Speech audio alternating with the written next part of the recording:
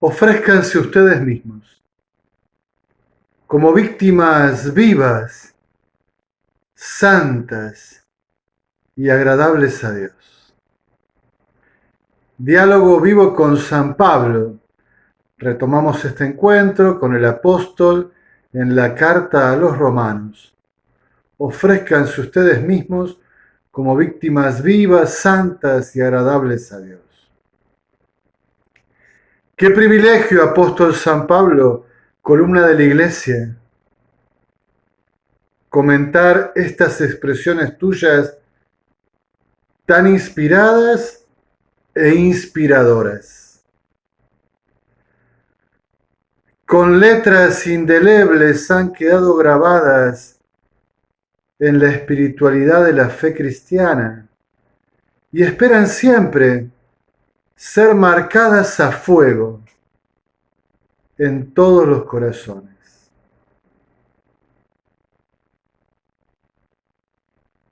Con letras indelebles han quedado grabadas en la espiritualidad de la fe cristiana y esperan siempre ser marcadas a fuego en todos los corazones de los discípulos del Señor Jesús. Leemos en el capítulo 12 de los Romanos, versículos del 1 al 3. Romanos 12, del 1 al 3.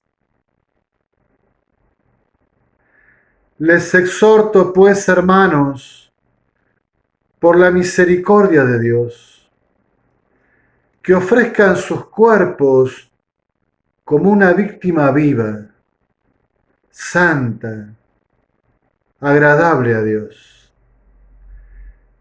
Tal será su culto espiritual.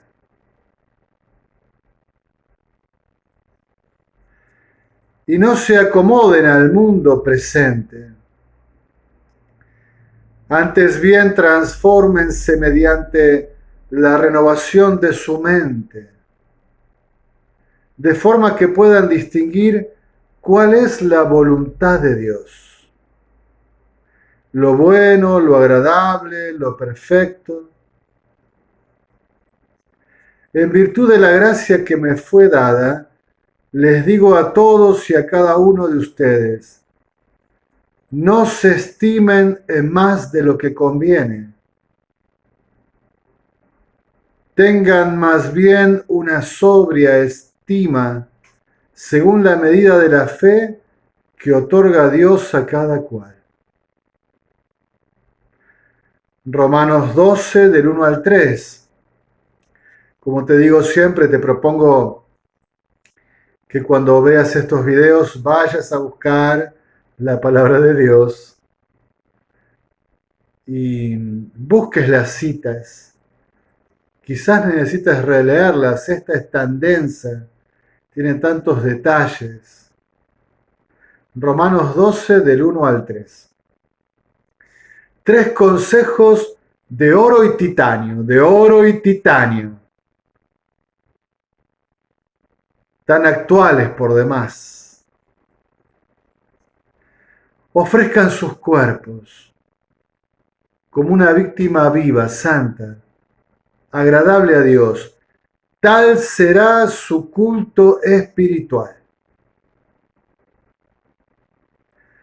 Ofrezcan sus cuerpos como una víctima viva, santa, agradable a Dios. Tal será su culto espiritual. Porque el verdadero culto que agrada a Dios es el de la ofrenda de sí mismo por amor. La ofrenda de uno mismo por amor es el culto agradable a Dios. ¿O qué otro lenguaje esperábamos que hablase Dios, el Padre, que no dudó en enviar a su propio Hijo a la muerte para rescatarnos? Ese Padre que junto al Hijo nos envió también al Espíritu Santo Paráclito, para que nos introdujera en la plenitud del misterio de Cristo revelado gloriosamente en su Pascua. ¿En serio alguien espera aún que el Señor dialogue con nosotros sin referenciarnos siempre al lenguaje maduro del amor puro y santo, que es el lenguaje del sacrificio y de la cruz?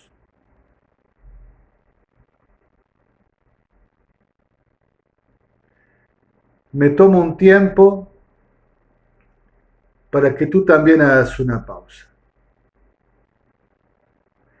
¿Cómo hablamos con Dios? ¿De qué hablamos con Dios? ¿Cómo queremos entendernos con Dios? El Padre ofrece a su Hijo por amor para rescatarnos.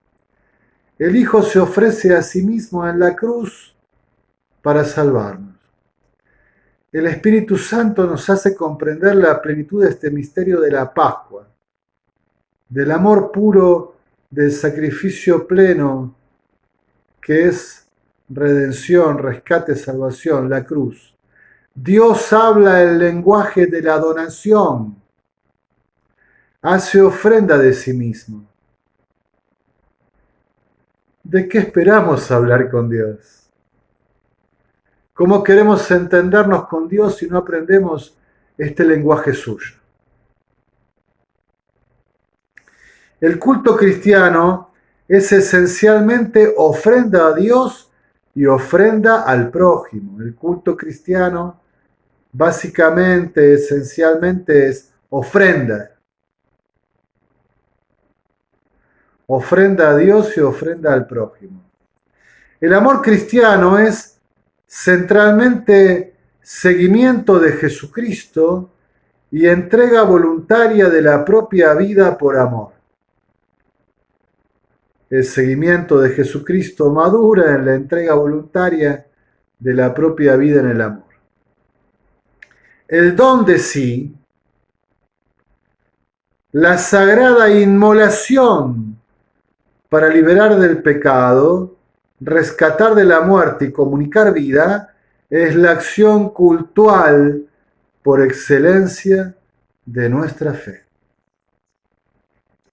Podríamos afirmar que se trata de un culto extático, de éxtasis, ¿no? Pues un éxtasis propiamente es un vivir enteramente en el amado, un estar volcado sin reserva, dado enteramente por amor.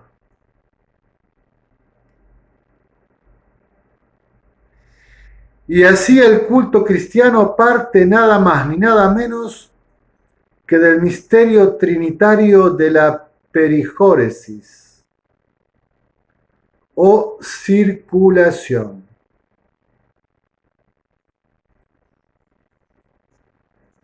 Lo explico rápidamente, es una doctrina sobre el misterio trinitario que dice que cada persona está enteramente en la otra, que el Padre está totalmente donado, entregado y recibido hacia el Hijo y el Espíritu Santo, que el Hijo también lo está hacia el Padre y el Espíritu Santo, que el Espíritu lo está hacia el Padre y el Hijo.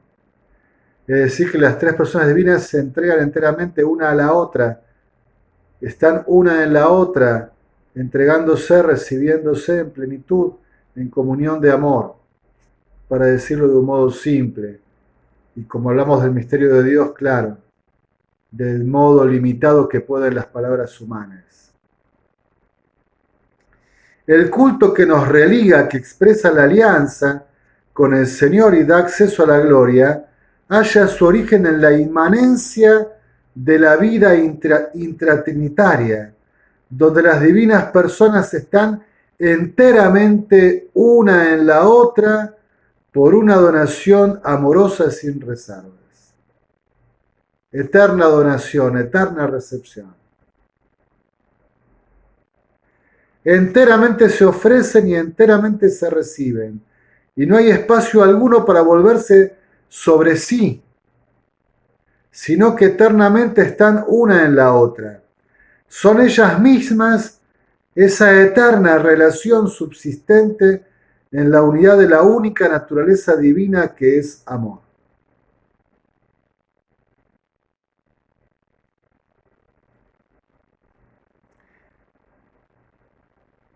No puedo explicarlo ahora, pero si alguien tiene curiosidad, puede intentar buscar en Santo Tomás de Aquino el concepto de relación subsistente para caracterizar a las personas divinas en la Trinidad. Y estoy realizando esta consideración que pareciera excesiva para manifestar que el amor como don de sí, el amor como don de sí es gozo y plenitud. Solo en la economía, en la creación, tras ser trastornada por el pecado del hombre, junto a la alegría bellísima, en el don de sí aparece el rasgo del sufrimiento y la lucha contra el mal que se opone. Si el don de sí, si el amor como donación en su belleza y en su alegría ha quedado opacado por el sufrimiento, si experimentamos alguna resistencia a ofrecernos, es porque el pecado nos ha lastimado, porque el pecado nos ha desordenado. El pecado no nos permite ver que donarnos, que ofrecernos, que entregar la vida es lo más alegre y lo más hermoso. Así el amor que se entrega sin reservas no solo expresa el rostro eterno del gozo y la gloria. El amor que se entrega sin reservas expresa el rostro eterno del amor y de la gloria, sino que históricamente asume la faz del sacrificio en cruz. El rostro del Verbo hecho hombre crucificado. Empero alcanza también allí su mayor epifanía, al revelarse en tan gratuita y libérrima inmolación para rescatar a su criatura, el hombre. Quien no merece es salvado por los méritos de Cristo, uno de la Trinidad, enviado a manifestar y hacer totalmente transitable el camino del amor.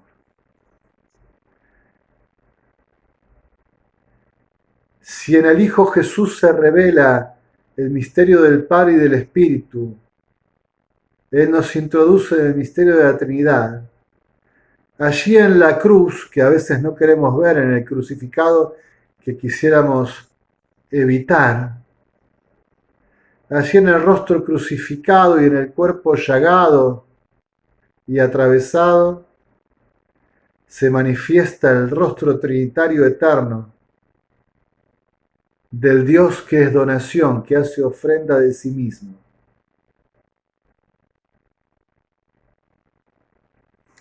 En el misterio del Hijo enviado por su encarnación y Pascua, la procesión económica hace presente en la historia la procesión eterna y nos llama a participar de la filiación del Verbo.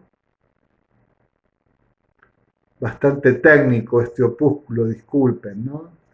Procesión es un concepto para decir que uno procede del otro, pero sabemos que no hay un tiempo en el que hubiera un padre sin el hijo. No se trata del antes y el después. Aquí no hay tiempo, hablamos en términos de eternidad, aunque nos cueste hacerlo porque vivimos en el tiempo y pensamos y comprendemos temporalmente.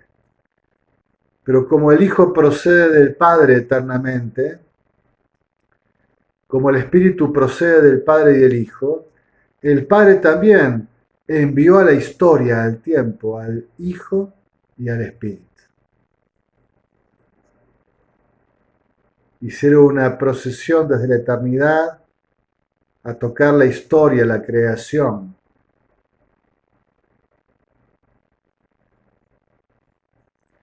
Para que pudiésemos ser hijos de Dios, participar de la identidad de hijos en el Hijo Jesucristo.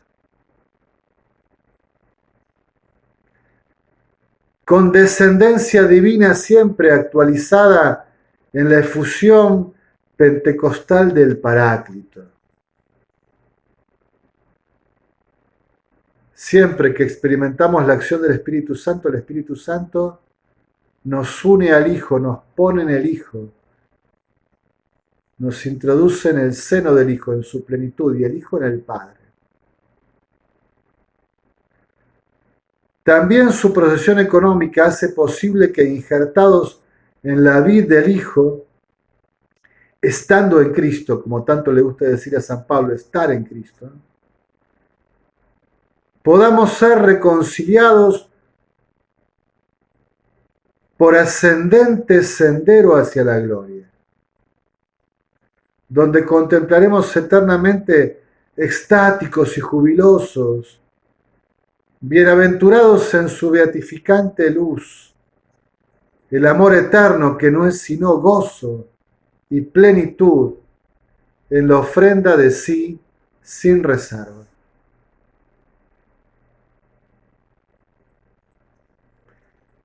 Me estoy dando cuenta que este texto tiene una densidad también teológica muy profunda que le he dado en su momento, así que si querés leerlo podés hacerlo en mi blog www.manantialdecontemplacion.blogspot.com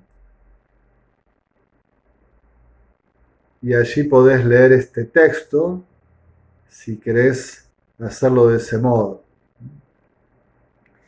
El culto pues cristiano animado por el Espíritu Santo no puede ser sino la comunión con Jesucristo, nuestra Pascua y nuestra vuelta al Padre. Descubrir el amor en la ofrenda sacrificial de la cruz. Descubrir el amor en la ofrenda sacrificial de la cruz. Aceptar tanta excedencia y hacer del amor nuestra vocación. Es en definitiva nuestro culto. Hacer del amor nuestra vocación es nuestro culto. Hacer del amor que se entrega, del don de sí, nuestra vocación es nuestro culto agradable a Dios. Dar culto a Dios el Padre y el Espíritu Santo no es sino ser hijos en el Hijo, haciendo de nuestra persona y de toda nuestra vida una víctima viva, santa y agradable. Hacer de nosotros para Dios una víctima viva, santa y agradable, uniéndonos a Jesús, que es por excelencia la víctima viva, santa y agradable. Quien así viva como discípulo del Señor Jesús, librado del pecado y vencedor de la muerte, atravesando las tinieblas del sufrimiento en el valle de lágrimas, resultado de la caída en la desobediencia, contemplará para siempre el amor tal como es. El amor tal como es, ofrenda santa y pura, sin reserva alguna, perfecto don de sí, tan lleno de luz, de gozo y de gloria. Así el culto cristiano, cuya cumbre litúrgica es la Eucaristía, cierra la Santa Misa enviándonos a vivir según lo celebrado para poder acceder a la liturgia celeste en la Jerusalén gloriosa. Y el apóstol conecta su primer acerto, consejo, afirmación, con el siguiente. Y no se acomoden al mundo presente. Ay, iglesia peregrina que comienzas el siglo XXI, escuchar apóstol.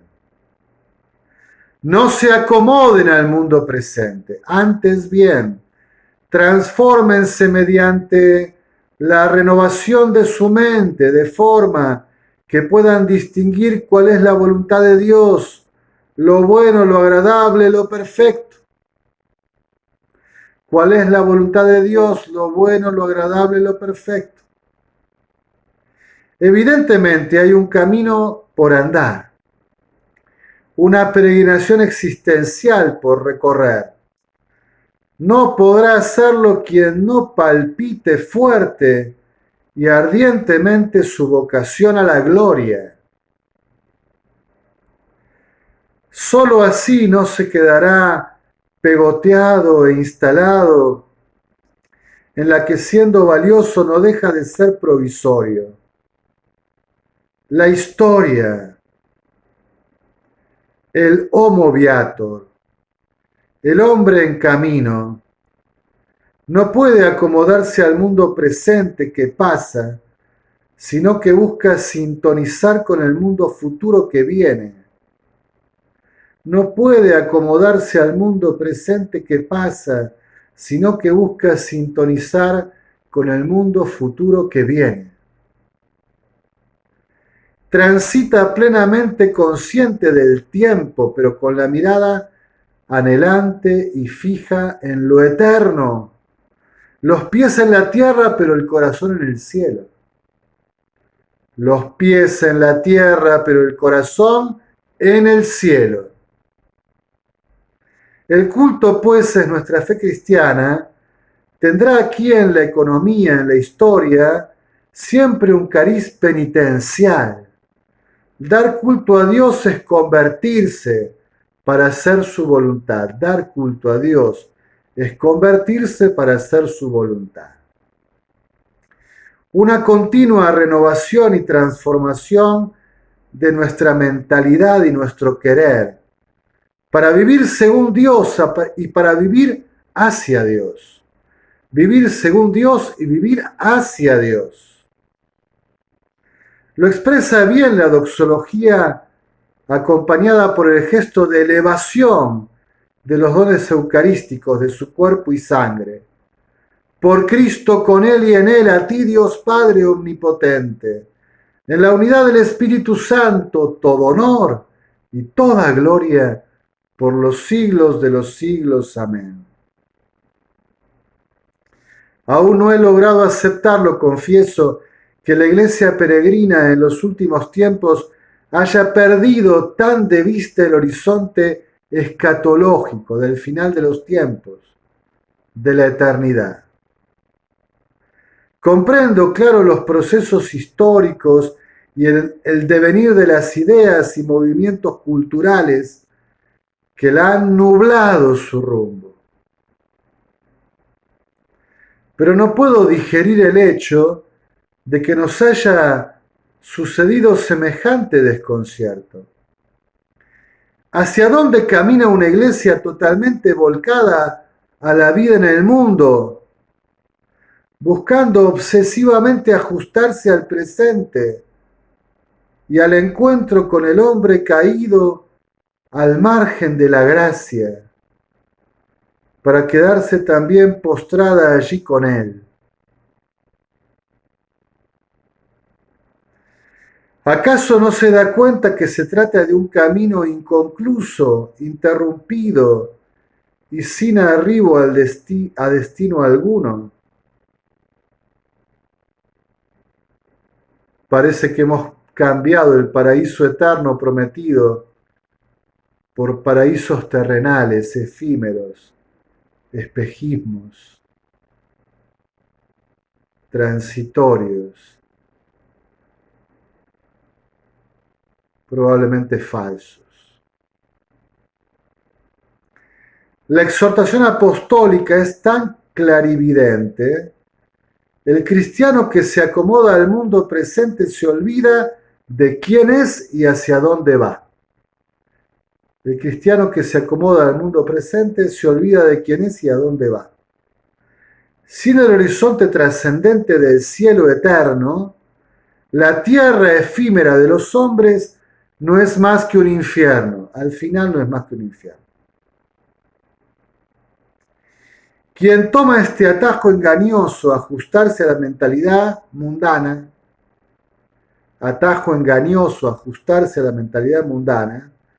puede ponerse en peligro y deslizarse definitivamente hacia los abismos oscuros de la perenne soledad del hombre sin Dios. Una comunidad de fe en este equívoco mortal no solo se autocondena, sino que, por sobre todo, se acusaría y sentenciaría a sí misma por no rescatar y dejar caída esa humanidad a la que ha sido enviada en su nombre. Mayor falta de amor no es posible concebir. Dejar a la humanidad en la tierra, atrapada en la tierra, sin abrirle la puerta del cielo.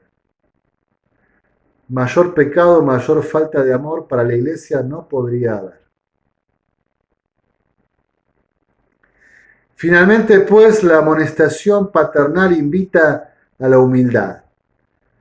No se estimen en más de lo que conviene, tengan más bien una sobria estima según la medida de la fe que otorga Dios a cada cual. Roguemos entonces a Dios que nos conceda a todos los miembros de la Iglesia peregrina aquella fe que vive para hacer su voluntad y que le da un culto verdadero en el Espíritu, configurándonos en Cristo como víctimas y ofrendas vivas, santas y agradables. Entonces celebraremos la Pascua del amor y la Iglesia será el sacramento de salvación, un puente que une a los hombres con Dios y los conduce a su gloria. Sé que es un texto intenso y profundo, así que como siempre dejo el link del blog en la descripción del video por si querés ir al blog a leerlo directamente además de escucharlo. En alabanza y gloria de la Santísima Trinidad.